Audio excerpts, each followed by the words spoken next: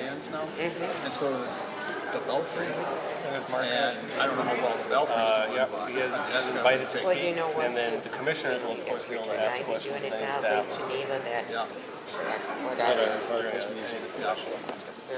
Elkhorn has music. Well, I go to Cumberland in the park where it doesn't cost me anything. That's right. We go to there and go to the band sale in Elkhorn. Community band You know sales. what, I haven't done that yet, but I still want to do that too. You know, for a community band, they're pretty good. Well, they're all probably musicians. Yeah, at some point. Yeah, right. That's Dave, how he It's gets been a while ago. up there. Yeah, because it's planning commission, I guess. It's his excuse, is what he's going to say. License playing music. It's just going to take some away. Well, I think that amphitheater was a bound to voice. I think you put it for them.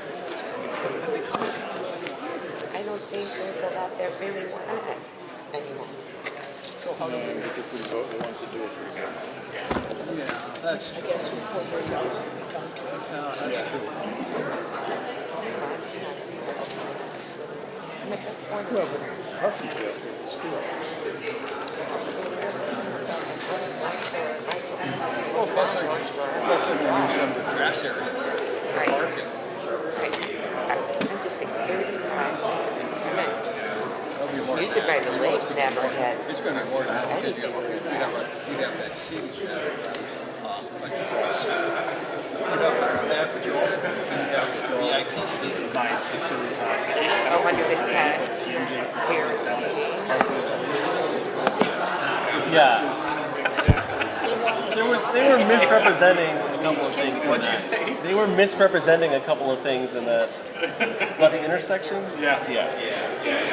I don't understand what you're talking about. I know, and they're just saying that we're going to. somehow they're interviewing the Ukrainian waitress from cafe. Is it on? And my sister somehow got bamboozled. I think she was having lunch in there.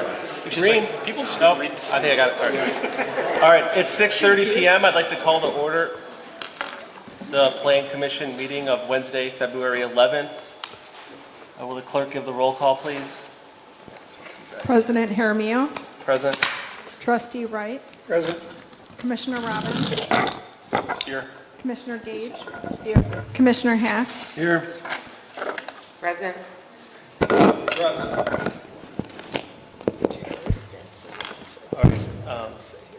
Maybe turn the other mics on. Are we getting feedback still? Okay. We do have a quorum this evening. At this time, I invite everyone that's able to stand and join us for the Pledge of Allegiance, please.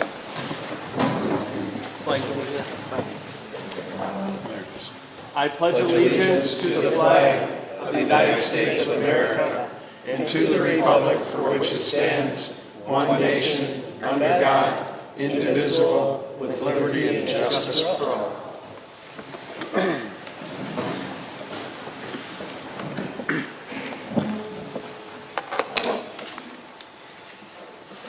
All right. So we're here with the general development plan having been approved, and the Plan Commission is now meeting to evaluate the final development plan and make a determination of whether the final development plan is consistent with the general development plan. So we're going to have a number of presenters. You guys can't hear right now? Talk louder? All right, I'm sorry about that. Absolutely. So real quick again, with the general development plan having been approved, the Plan Commission is meeting to evaluate the final development plan and make a determination whether the final development plan is consistent with the general development plan for the topography preserved development. There will be a number of presentations this evening by village staff, and we're going to get right into those, and I will introduce them as we get to them. So the first up, as we move to the presentations, will be our zoning administrator, Allison Schwark, to speak on the consistency of the FDP application with the approved general development plan. So I'm going to turn it over to you, Administrator Schwark, please.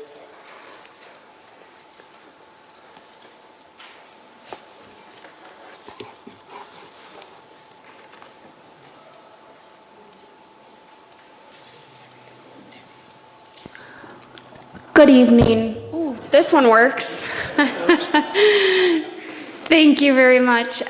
So I'm just going to go over a couple of brief items. First, I'm going to start with the consistency of the final development plan, otherwise known as the FDP, with the approved general development plan that previously took place. So staff did do a thorough review of this application submitted by Williams Bay Property Company, and they are the owner and applicant doing the preserve project at 350 Constance Boulevard. So tonight you're going to see, just as a brief overview of the entire evening tonight, you're going to see 4 separate agenda items proposed for the preserve development. You're going to see the final development plan. You're going to see a 1-lot certified survey map for the conservancy areas of this property.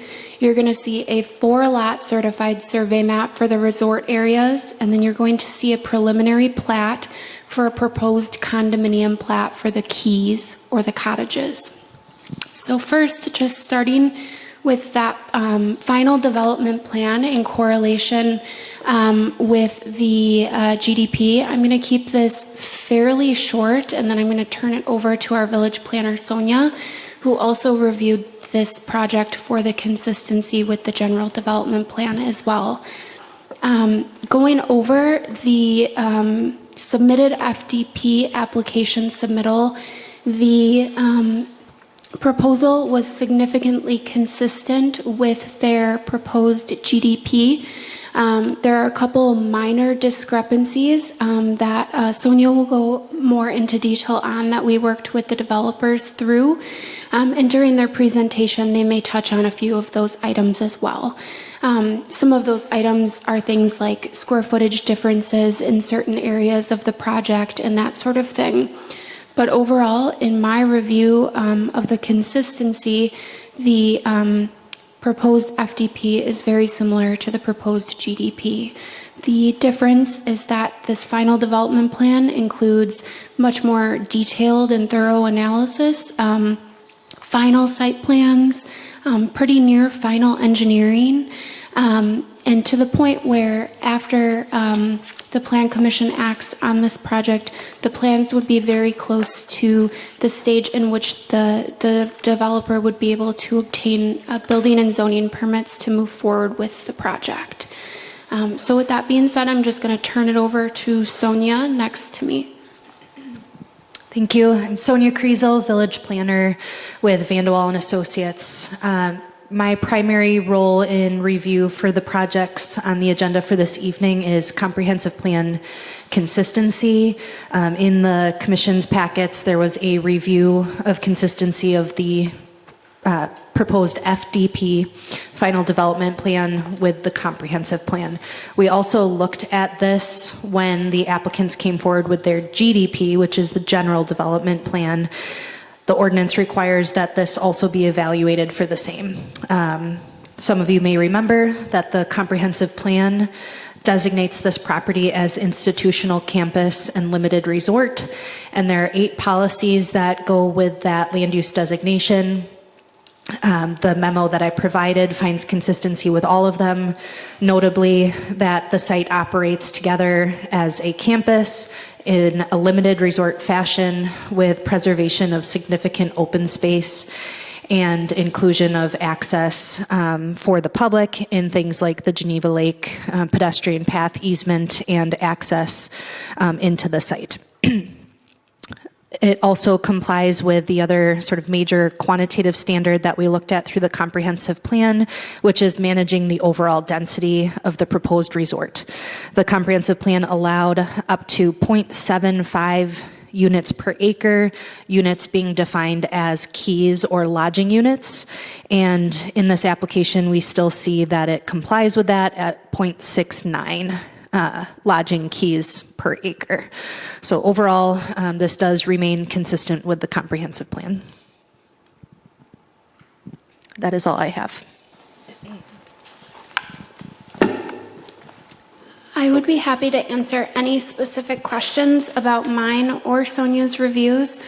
In addition, if there are any specific engineering-related comments, our engineer is here this evening as well.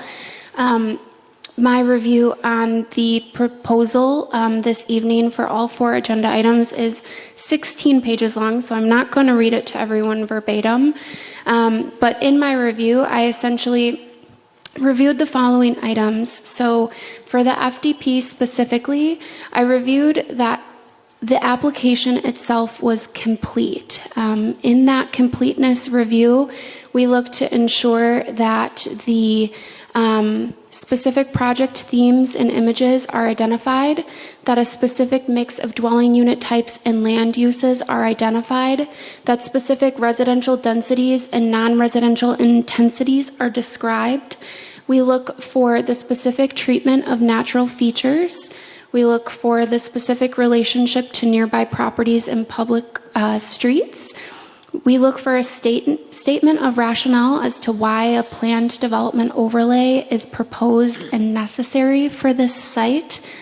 We look for a complete list of base zoning district standards that would not be met by the proposed FDP and locations in which violations would occur, and a complete list of zoning standards that would be more than met by the proposed FDP and the locations of such occurrences.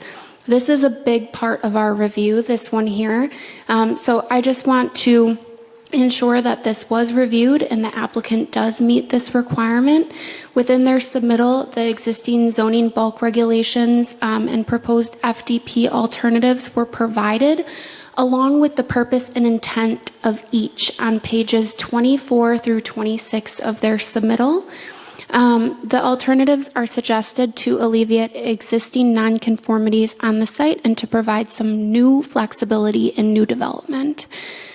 We also take a look at the FDP map and ensure that that is to scale, showing all of the development in sufficient detail. We look at all the site plans submitted. We look at their detailed landscaping plans. We look at a series of building elevations for the exterior of all buildings in the proposed FDP, including detailed notes indicating the building materials and colors proposed. We look at their detailed signage plan for the project, an outline of the organizational structure for any proposed property owners associations, deed restrictions, or the private provision of common services. And then we look at that written description that demonstrates how the FDP is consistent with the GDP that was approved previously. Additionally, the last item that's required of our ordinance is that the applicant submit proof of financing capability for this project. So those are the 15 items that staff reviews when we receive an FDP application. At this time, staff has determined that all 15 of those items have been submitted with this application and are considered to be complete. So again, I'd be happy to answer any questions. All right, thank you, Administrator Schwark and Village Planner Krusel. We have on you here, you separate on the agenda, Allison, for your role as our tree commissioner. Could you just speak real briefly on how this plan is compliant and what they had to do to come into compliance with your role as tree commissioner? Yes, absolutely. Thank you very much. So as part of my role in the village, I also serve as the village's tree commissioner. So I'm responsible for issuing all of the tree removal permits here in the village of Williams Bay. With their GDP application that was previously approved, the Preserve Development Team did submit a tree removal plan. At that time, it was a preliminary tree removal plan. They have they've gone through that plan and re-identified any trees that require removal on this site, whether that be for safety reasons, whether that be the trees are unhealthy, dead, dying, diseased, or otherwise unsafe, or whether it be because of the construction that is going to occur on site. So I did go ahead and review their submittal, and they have provided a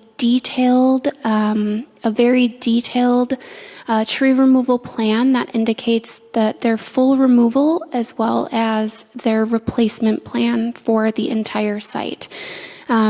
Now, I will say that as they get into the site, the tree removal may slightly change if over time trees have fallen or died. In that case, they would come back to my department and we would reevaluate those trees that they would need to add on. With that being said, they submitted a tree classification that was done by a tree service to classify all of the trees on site, and they rated them in categories from excellent, good, fair, poor, very poor, and dead. Within this tree survey, they concluded that the entire site was comprised of 2,298 trees. Of the proposed removals, 150 trees are dead and 124 trees are classified as poor condition. Based upon the definition of poor condition that was provided by the applicant, I do feel that we do not need to recommend replacement trees for these removals as they are likely to be severely damaged, dying, or deceased trees.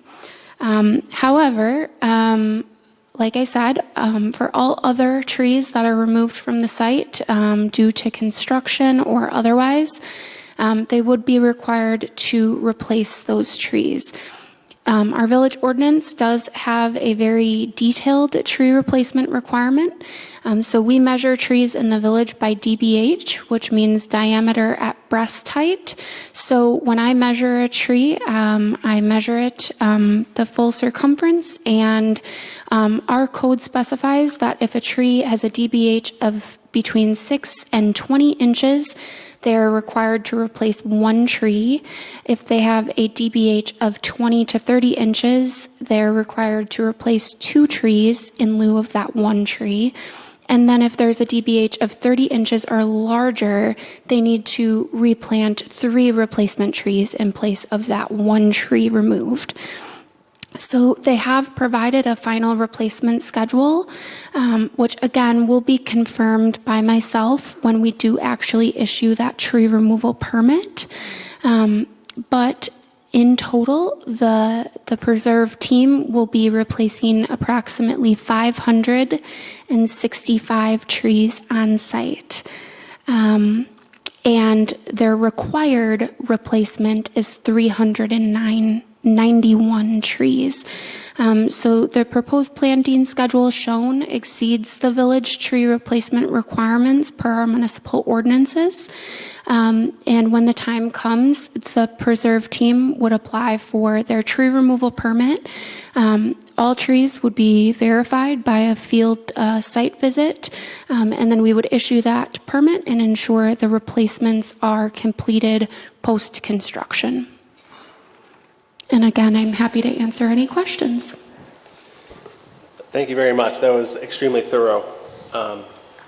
Before we move to the village engineer's presentation, do any commissioners have any questions for Allison or Sonia at this time regarding the zoning, the trees, or the village comprehensive plan? We can discuss more as we get to the motions. All right, at this time then, we're going to have our village engineer, Doug Snyder, give a brief presentation on the consistency of the final development plan with the approved general development plan. So. Okay, thank you. I have handouts on your table up here for your simplified. I'm going to go through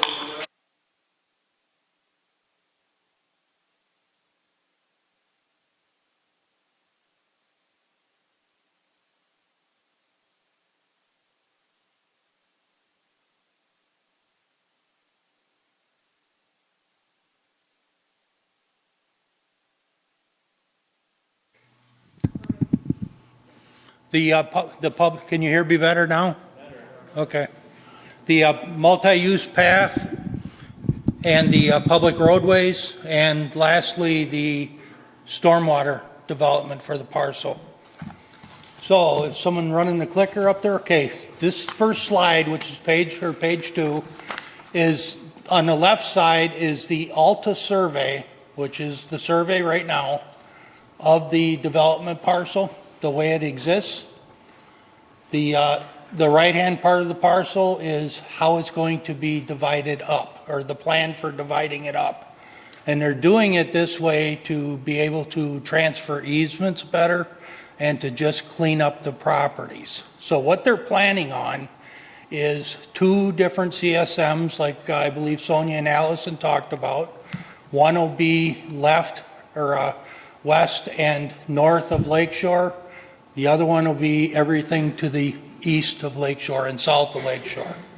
So they're going to have 2 CSMs. The one on the left side is going to have 1 lot on it. The one on the right side is going to have 4 different lots on it. So what they've particularly done is, I believe, in conformance with the general development plan of what was there. They're creating these lots. It's my understanding these lots can't be sold relative to each other. They're, as part of the developer's agreement, it's just the surveyor's way of making this happy with the county. With that, I'll move to the next slide, which is number 3, the public water main. So way back when, so it'd be in 2024 when I was doing the presentation prior, this was the slide that I had up there. And the direction that I gave to them was, you're going to replace all the water main, all the public water main on that George Williams property, and you're going to extend water main west on Lakeshore to serve the parcel that's in the village. So with that, I'm going to slide to the number 4, and that's exactly what they've done. They're replacing all the water main on their parcel, and they're extending the water main to serve the parcel in the village. All the water main will be owned by the village, and anything that's not on a public roadway will be in an easement dedicated to the village, all through the CSMs that I talked about with the first slide. Any questions, please stop me as I'm going along. The next one is the sanitary sewer. And again, this is the same slide I had in 2024, giving them direction on what I wanted to see for the sanitary sewer. And what they're doing is, we have an existing sewer right along the lakeshore. They're extending that sewer to Constance Boulevard, making it so that we can extend it further to the east in the future, and they're extending it actually west up the hill to Lakeshore to serve that parcel that's in the village out there. And they're also extending it north on Lakeshore Drive to at least their existing development, and making it so we can extend it further north for whatever reason in the future, possibly to serve some type of park shelter on that land on the east side. So that was the instruction at the time, and also we were providing service to 415th Grandview Avenue, which did not have sewer service. So with that, next slide please, number 6. That's what they've done. What you're seeing here with the different colors is public versus private. So the pink is the public sewer, which will be on easements dedicated to the village. So they're taking the public sewer from the Lakeshore sewer, they're extending it north to Constance, extending it west to Ravenna in order to serve I believe it's the O'Neill property next to the observatory. And then they're extending it further west through the environmental corridor to serve the property that's within the village, and also serving their buildings that are west of Lakeshore Drive. So they're following what I believe the general development plan with the final development plan. Next is the slide about what we wanted for public roadways and multi-use path. So at the time, I wanted Lakeshore Drive widened to, I believe it's 80 feet, and I want Ravenna widened to at least 66 feet. And with that, there's also public easements that we wanted shown on there as part of that. And also with that, there's a path from Ravenna north to State Highway 67, a multi-use path. I actually showed it on the east side, which you're going to see in the next slide as they're putting it on the west side. So, next slide, please. So, an overview. Again, they widened Lakeshore Drive. They widened Ravenna. Also, Constance is widened, and the public improvements are part of that right-of-way now. Constance Boulevard left or west of Ravenna is now going to be private. But there will be public access for all the way down to the lake, for Lakeshore, to be able to walk the Lakeshore, be able to get to the Lakeshore through this development. There is one public roadway being vacated as part of this, and I can't remember the name of it, but it's to the O'Neill property past the tennis courts. That will end up being a water main easement when we get done. So it'll be a private drive and a water main easement. The rest which you see there in the peach color or the light tan is public improvements.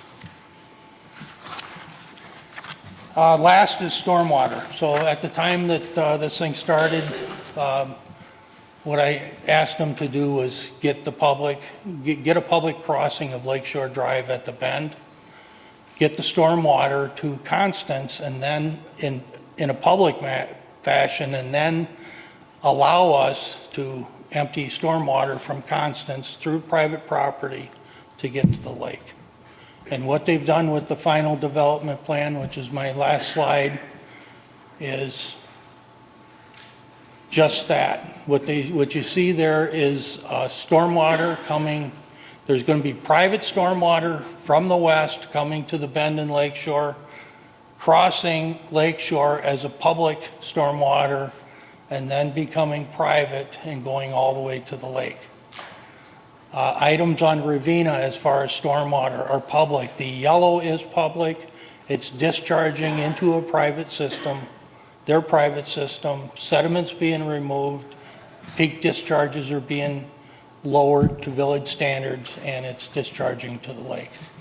So they're doing, I believe, everything consistent between the general development plan and the final development plan.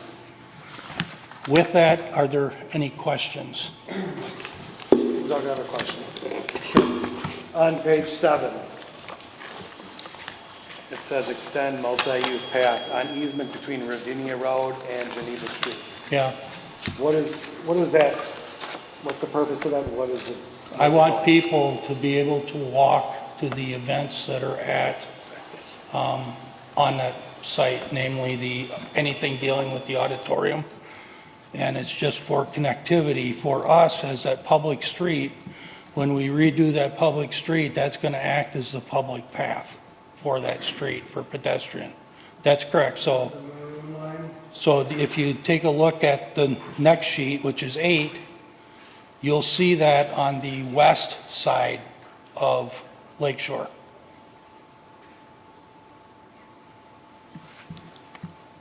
That multi-use path is on the west side of Lakeshore, all the way from Ravenna to Geneva Street.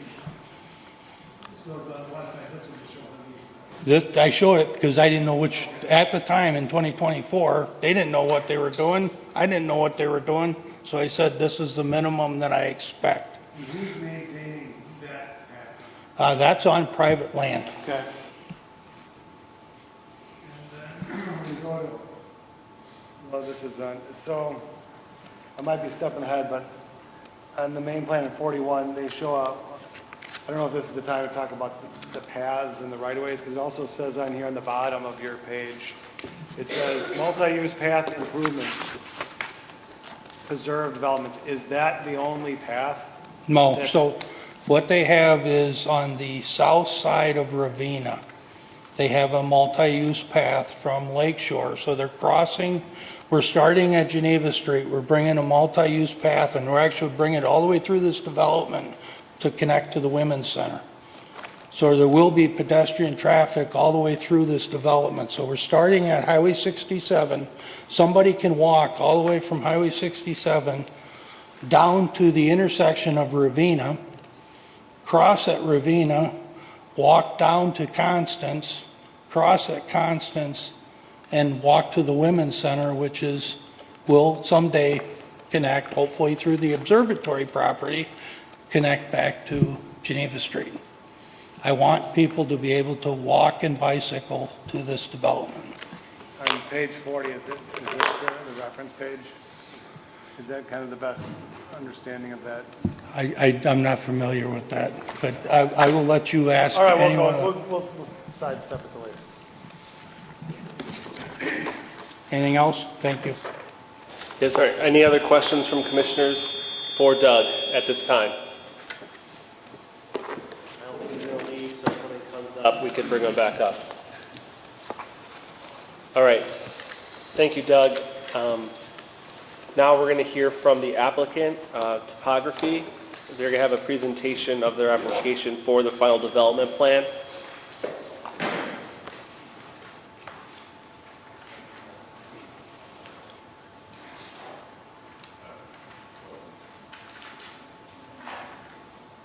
Hello? Great. Good evening. Thanks for being here. Thank you to the Planning Commission and the village staff for having us here this evening.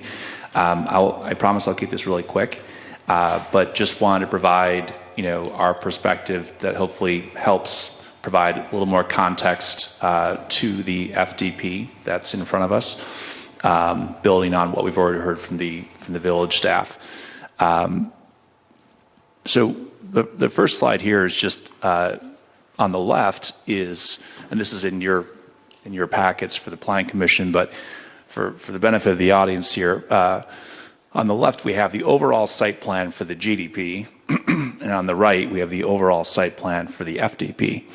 And I wanted to put this up here to say that, at a high level, this is a 137-acre site, and if you just eyeball it, you can see that they're very, very similar, and that's really the point of this. We have more detailed slides here to show you, and certainly in what was presented to the Planning Commission and what's online on the village website. But just to say, the original idea of the preserve, and still is the case, is to take what had been the George Williams College campus, 137 acres, and repurpose it and re-envision it into a 90-acre nature preserve, number one. Number two, a retreat center and a performing arts amphitheater, number two. And then number three is a 68-key hotel.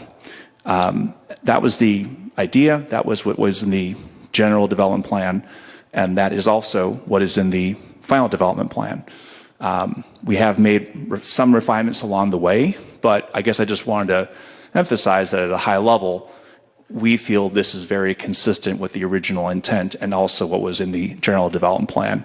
And again, if you just kind of eyeball it, you can see that, what's on the left is very, very similar to what's on the right.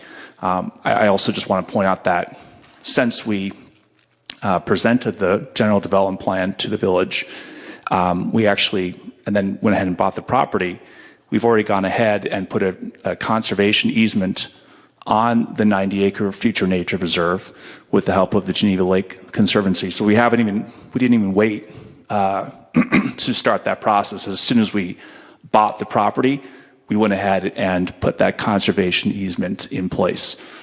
So already 90 of the 137 acres is under a conservation easement, which protects that land in perpetuity.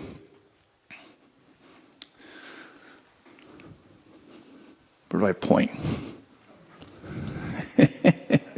Sorry, do I have to go back over here? Oh, here, sorry. There we go. So this is a little bit more of a, looks like the formatting got a little funky on the left there, but this is a more detailed look at the property in the general development plan. And then on the next slide is the more of a detailed look at the site plan, the final development plan.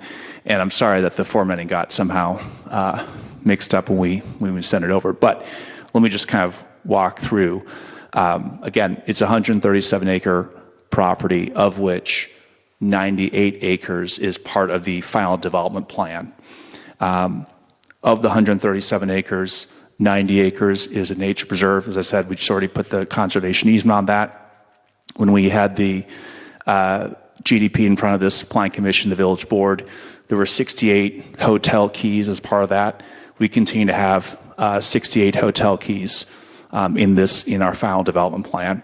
And in the GDP, it was a mix of 37 rooms and suites in the main lodge, and then 31 keys in different types of cottages. And that's still the split in the final development plan. Still 68 keys overall, 37 keys in the main lodge, and then 31 keys in different types of cottages. So I just want to emphasize all that. Where there have been some refinements as we kind of pushed to get our more detailed drawings and plans firmed up. A couple things to note. The first is that the amount of buildable building square footage increased from about 122,000 square feet of finished space to 142,000 square feet of finished space. And that increase of about 20,000 square feet was really driven by a couple of things. The first is, as we push forward with making our plans more detailed, we just realized that in certain areas like the lodge, we needed a little bit more back of house space for storage, for our staff offices, for mechanical units, that type of stuff. The second thing is, as we spoke to more people about this project and tried to gauge people's interest in this project as future guests, we heard from folks that there was more interest from families than we originally had projected. And so while keeping the total number of keys at 68, we swapped some of our one-bedroom cottages for 2 or 3-bedroom cottages. Now the vast majority of our hotel keys are still one-bedroom units. I think it's something like 58 of the 68 hotel keys are still one-bedroom units. But by swapping some of the one-bedroom cottages to 2- and 3-bedroom cottages, it gives us more of an ability to serve families and host families. But it did help to increase the square footage. So that's what was really driving the increase in square footage, a need for more back of house space and wanting to accommodate families more. But I guess I just make sure, again, just stepping back that on that square footage point, just to keep in mind that, it's a 137 acre property. So, if you kind of do the math of an additional 20,000 or so square feet, you're kind of, effectively spreading that out across 137 acre property, or the 98 acres of the FDP. So I guess what I would say is that in the grand scheme of things, this is still a very, very, very low density project, and we're still below the threshold of 0.75 hotel units per acre, which is part of the village code. The other thing I want to just highlight in terms of a refinement from what was part of our GDP, what's part of the FDP, is that what we heard from folks is that it's increasingly popular for people to have a vacation home that's in hotel development. And so, and as you all know, there are hotels in this region, in this part of Wisconsin, that have condo hotels or condominium units as part of a hotel development. And as we talk to more people, we realize, especially among families, that's an increasingly popular way that people like to spend their vacations, is to have their own place. It's not their primary home, it's a vacation home, it's a place they can use.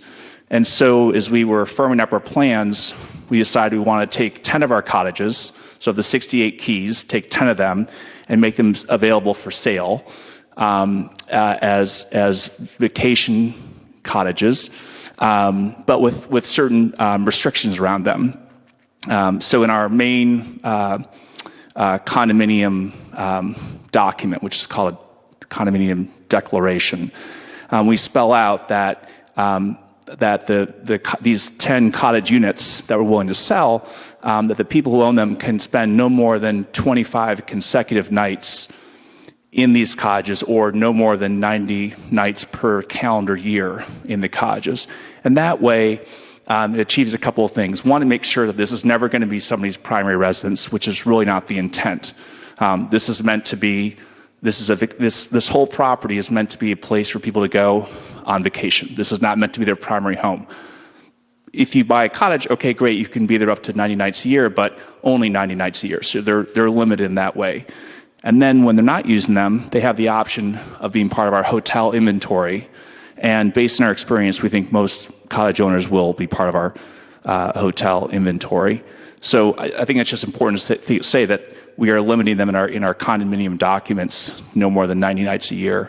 And the other thing I would just say is that it's very important to me and to our team that these 10 cottages that we're going to sell, yes, they're deeded and yes, they're owned by someone, but we control how they are maintained, how they are looked, how they are serviced. I want to make sure that there's consistency across the full property in terms of the quality and the kind of architecture and the aesthetics of how everything looks and feels. I want it all to be harmonious and tied together. So in our condominium documents, the hotel unit, as it's called, gets to appoint 4 of the 5 board seats. And then the condominium owners can elect 1 board seat. Quite frankly, that means that the hotel will always have a supermajority of the board and always will have control over how the condominium association is operated.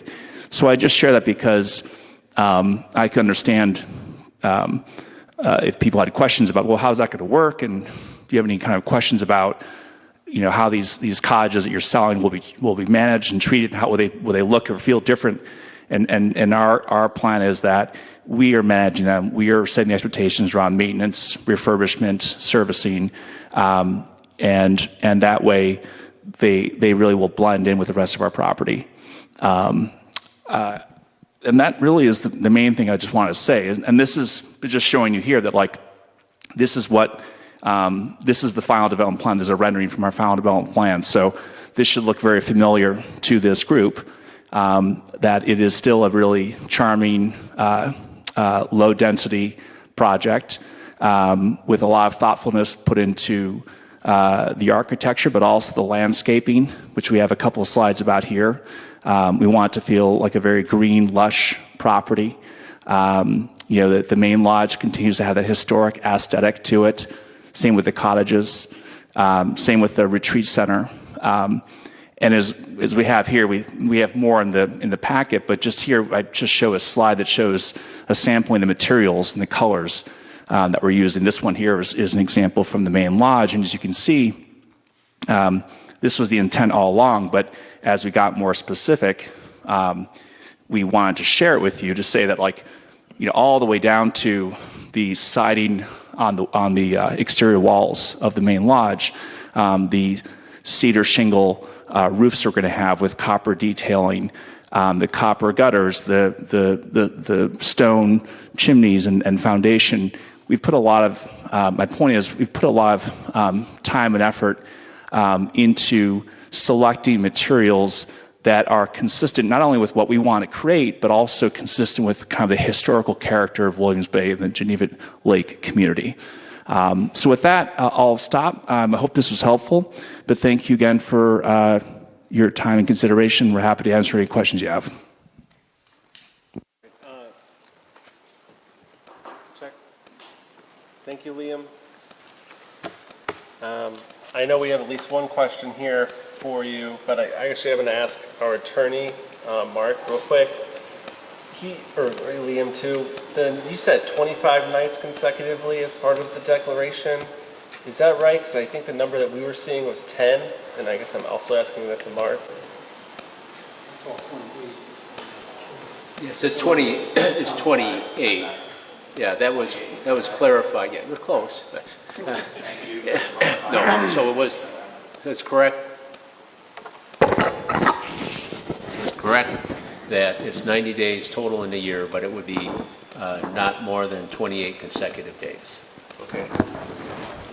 And then another from Mark. I know we were talking about having the village needing to approve any changes to the declaration, the condominium declaration in the future. Did that get, how did that wording end up landing? Yes. Okay. And this was based on discussions that I had then with their council, and they get that. That was just provided to me this evening. Here it is. They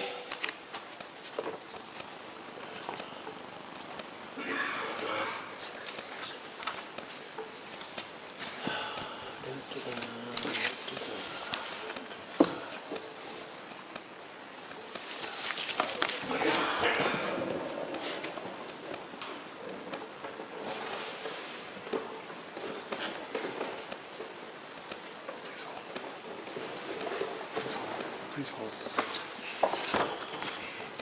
Please hold. I'll be right back. The language is addressed in a new section 16.3 of the condominium declaration, and I've got copies of that I can give to the Plan Commission this evening. It provides that notwithstanding any other provisions of this declaration, the declaration cannot be amended except as provided in section 16.1 sub B sub I, which talks about clerical type errors or changes needed to be consistent with any legal requirements. Without prior written approval of the village board of the village of Williams Bay, if the amendment shall cause the covered property to violate any lawful requirements of the village then applicable to the covered property, proposed amendments shall be filed with the village clerk for determination by the village board regarding whether its written approval is required. No later than 30 days from the date of the filing of the proposed amendments, the village board shall provide the association with its determination. Failure of the village board to act within 30 days shall be interpreted as a determination that the village board written approval is not required. So basically, that's correct. They cannot amend it without approval of the village board if it's going to violate any lawful requirements of the village, and that would include then any ordinances of the village, including the zoning ordinances. In this case, it'd be the PDO requirements reflected in the GDP and the FDP. And then real quick, I think your mic's working better than mine. One more question. Doug had alluded to the multiple lots, the 4 lots, and he had said that they can't be sold separately, spun off and sold separately. Can you just go over the legal protection that guarantees that that can't happen? Or is that statement correct, I guess? Yes, we recovered that in the original, I think in the original, is it the development agreement? Yeah, in the development agreement, we covered that they could subdivide the property with approval of the village, but that they can't sell any aspect of the development. All right, thank you. And then now any other commissioners, please feel free to ask any questions of anyone that's spoken already. I see Mike has his hand up. I know it's awkward. Can you try to talk into a microphone? Okay.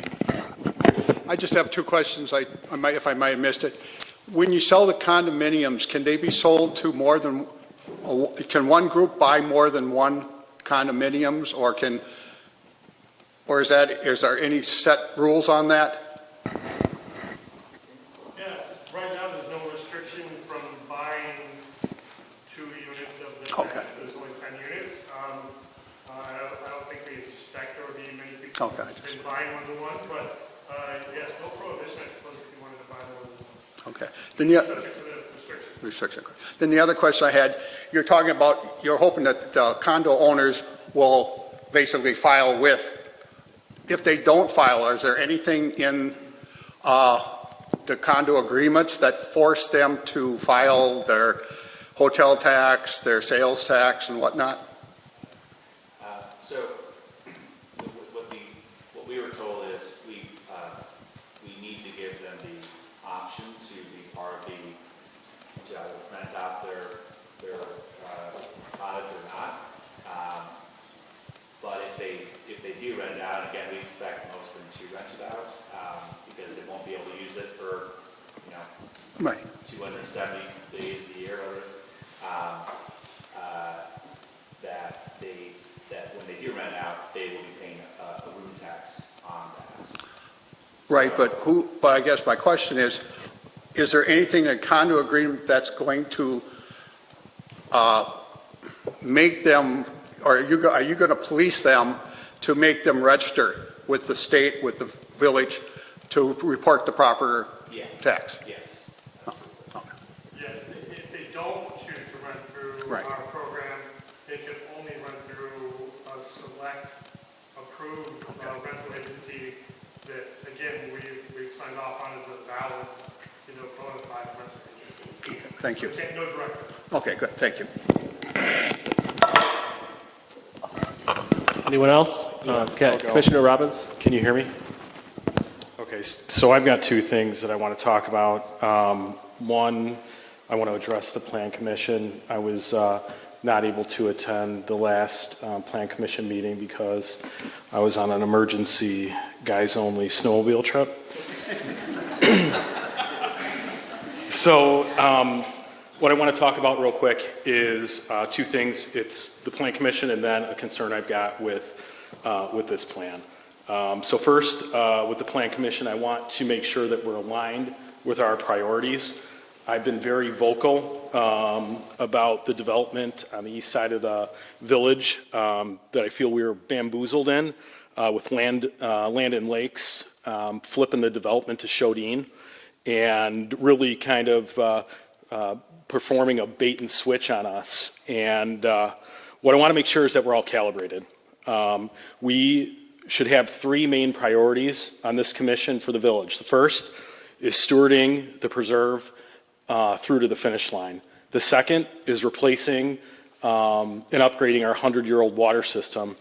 And the third is revitalizing our downtown. Those are our three main priorities, okay? Now we got to sprinkle in a bunch of extra stuff with the new Shodine development, the Canyon development, Yerkes, and then purchasing the bank downtown. So we've got a lot going on, and we just need to make sure that we're focused. I want this commission to get comfortable with the word no, okay? A developer's timeline is not our priority, okay? We needed to set a couple of benchmarks. The first one was the day spa, and that was in regards to development in our downtown. And I think we've done a pretty good job of making sure that we set that as a standard. I've spoken about this before. It's only a matter of time that one of these other camps in the village is going to come up for sale, and the preserve was going to be our next benchmark. Okay, so we just we need to make sure that if we need to pump the brakes, we pump the brakes. Okay, so my initial concern was with converting these cottages to condos. Okay, my concern is that if topography sells, the new owner takes over and converts these condos to something else, and they're able to somehow dissolve out of this development. So with that, I want to give an example. Okay, Bayshore. Bayshore. Al Armando and the Armando family owned Bayshore Lodge and Restaurant. Okay, in 1990, they added a condo development to the property. In later years, the condo board ousted Al as their chairman, and eventually the restaurant was torn down and removed, and now just condos remain. Okay, so I don't have any feelings one way or the other on that, but what I'm saying is that is likely not what the village board and plan commission approved at that time. Okay, so my questions aren't for you, Liam. They're really for our council and our staff on making sure that we have protections in place that should something change, the village has some authority to make sure that this stays as we originally intended it to. Okay?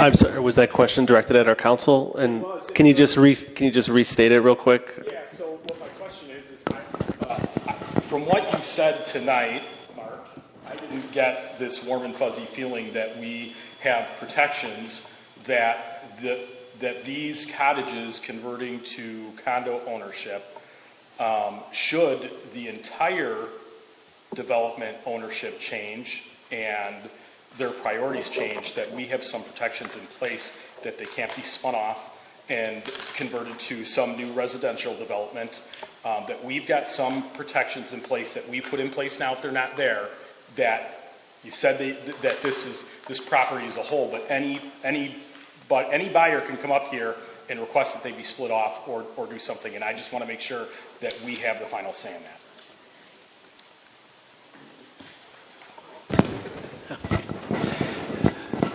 No, good question. There are various protections for the village in that regard. One is the process of creating the PDO, which has the general development plan and also has the their proposed final development plan. And that controls to a very large extent how this property can be developed, more so than with normal zoning. And as was asked earlier, well, can they just, first of all, we can't discriminate it based on whether it's a condominium or not. That's by statute. We can't do that. So the question is, well, what's the control mechanism for this property, since there wouldn't be one property owner? And in addition to the general development plan and the final development plan, which in and of itself wouldn't allow changes in how these buildings are being used. What's being proposed is that there be a specific number of cottages total, and of those 10 would be available for sale as condominium units to third parties. That's part of the ordinance, and they can't change that without changing the ordinance, and only the village board can change the ordinance. Okay, so that's one. So I mean, it's a very good question, and that's a primary reason for having a plan unit development, or PDO, plan development, because you can control to a greater extent how significant developments like this can take place, and how they can or can't change, so you don't have situations like you described there. So that's one, it's controlled by the specifics of this. Also, what I was talking about before was in the condominium declaration itself, which has controls over how the condominium is operated, and actually who controls the condominium, including all of the units that would remain under the ownership of the developer, and the 10 that would be sold. And as indicated, it's set up in such a way that for all practical purposes, it's completely under the control of the declarant developer in perpetuity, basically. If they control the board of directors and they control the association through the voting provisions in the declaration. So as a practical matter, they continue to control it as if they own it themselves. And the declaration can't be changed if it would violate any legal requirements of the village without village board permission. And of course, that's my indication earlier was that includes any zoning ordinances of the village, and though any ordinances that apply specifically to this property. So those are the declarations are going to be incorporated basically into the requirements of the final development plan. So at least that's what I see as the potential protections that the village would have for this type of development.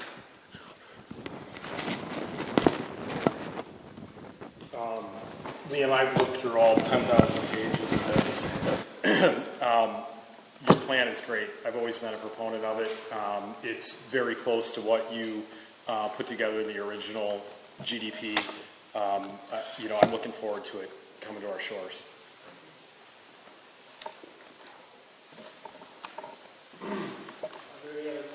Comments from? A practical question, I guess. On the condominium units, how will room tax be collected on those units when they're occupied? Okay, thank you. I just had a question going back to when Doug was up with the right-of-way of the walkways and pedestrian walkways. If you could go to page 17 of the proposed site map, is the only public access over by the guest services building that connects to the rest of the walkways? And is that, because like what Matt was saying is like protections, because technically it's on private property. If there was a time where you said we were going to just make this private and close off that, what is the protections that validates that this would be a public access? We have a public easement. So this over by the access to short paths will be an easement forever? Okay. An important question. Any other commissioners have questions for either our zoning, our engineer, our council, the applicant? There was discussion earlier about a discrepancy in parking. How is that being resolved?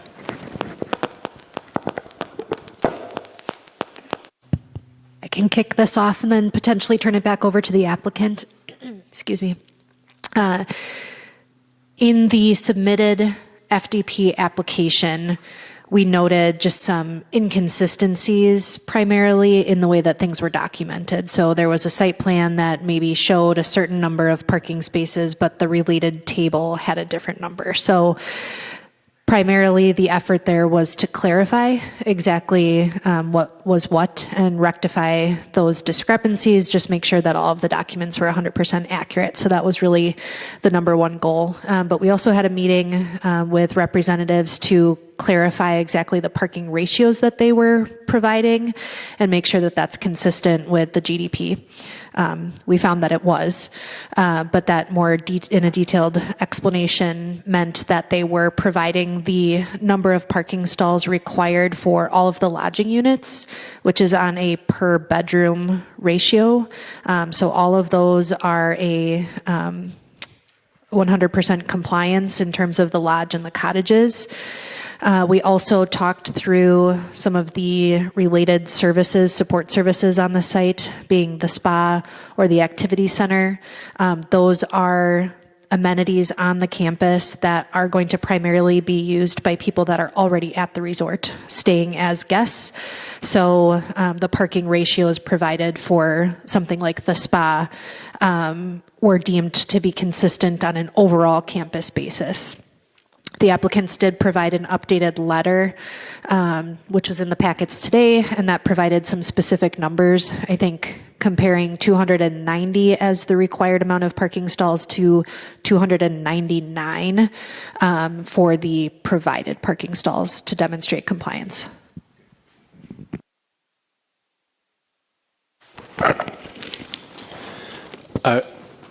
Are there any other questions or comments from commissioners?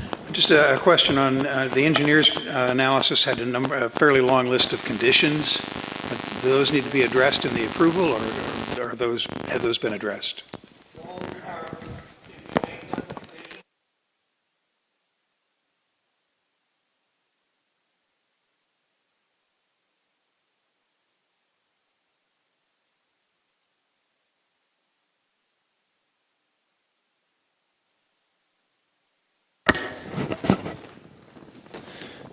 All right, if there's nothing else from the commissioners, we can move on to the action items. As introduced, I think Allison had mentioned there were going to be four separate motions considered this evening. The first one is discussion and consideration of the development plan application, final development plan for the preserve development to the Village Board of Trustees. So this would be consideration of the resolution recommending approval of the topography final development plan. And if I heard our engineer right, we're going to be adding a conditional on these motions. Or, sorry, Dave. At your places, I believe that you should have a red line.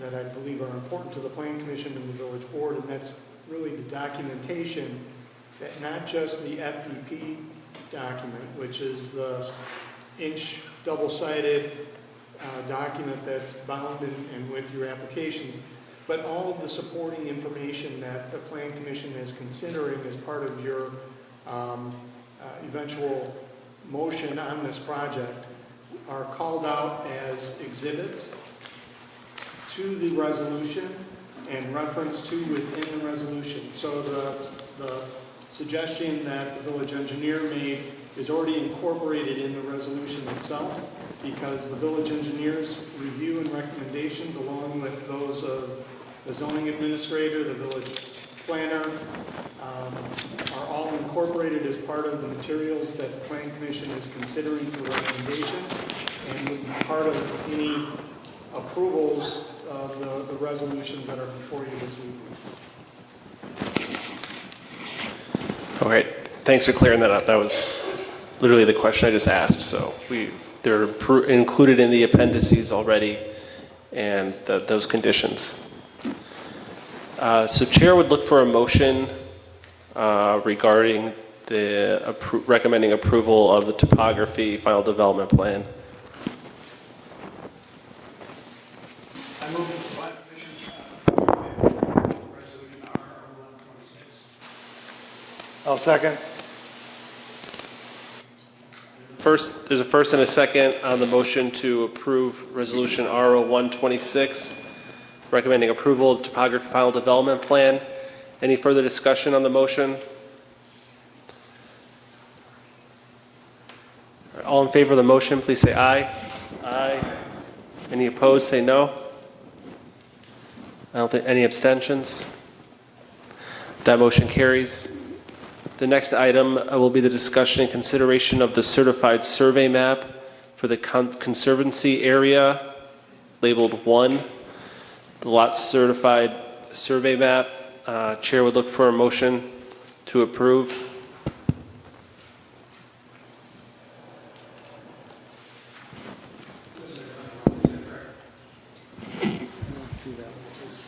So this is item 8 on the agenda. The resolution number would be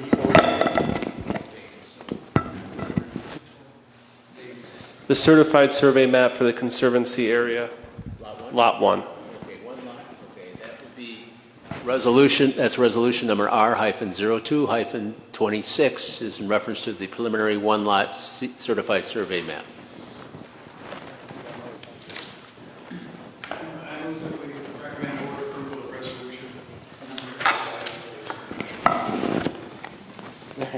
I'll second it.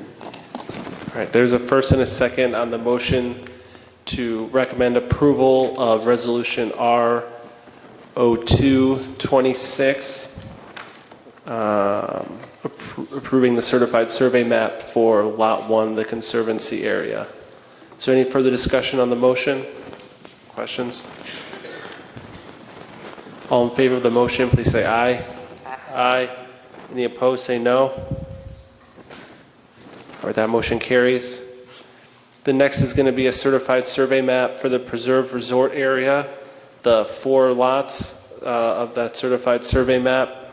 So Chair would look for a motion to recommend approval of this CSM. Mark, do you have those numbers? Okay, I'll make a motion we approve the resolution number R0326. Lot 4. All right, we have a first from Commissioner Hack and a second from Robbins. On the motion to approve Resolution R0326, recommending approval of the certified survey map for the 4 lots of the Preserve Resort area. Are there any questions or comments on the motion? All in favor of the motion, please say aye. Aye. Any opposed, say no. All right, that motion carries. And finally, we have the discussion and possible consideration of the preliminary condominium plat for the Preserve, a condominium at Williams Bay. I'm guessing this is R0426? Okay. So that's labeled Resolution R0426 in your packet. Chair would look for a motion. I move approval of Resolution R0426, recommending approval of the preliminary condominium plan. All right, we have a first and a second on the motion to recommend approval of Resolution R0426 regarding the preliminary condominium plat for the Preserve. Are there any questions or comments on the motion? All in favor of the motion, please say aye. Aye. Any opposed, say no. All right, that motion also carries. Those are the 4 items that we needed to cover this evening. Before we adjourn, I just want to say thank you to our village staff for all of their time, considerable amount of time they had to put in to approving and going over the final development plan this evening. And thank you to the applicant for coming and presenting. Thank you for everyone that came in attendance and is participating in the local government. The chair would look for a motion to adjourn. I think I heard a motion by Robbins and a second by Klemke. All in favor of the motion to adjourn, say aye. Aye. Any opposed, say no. We are adjourned.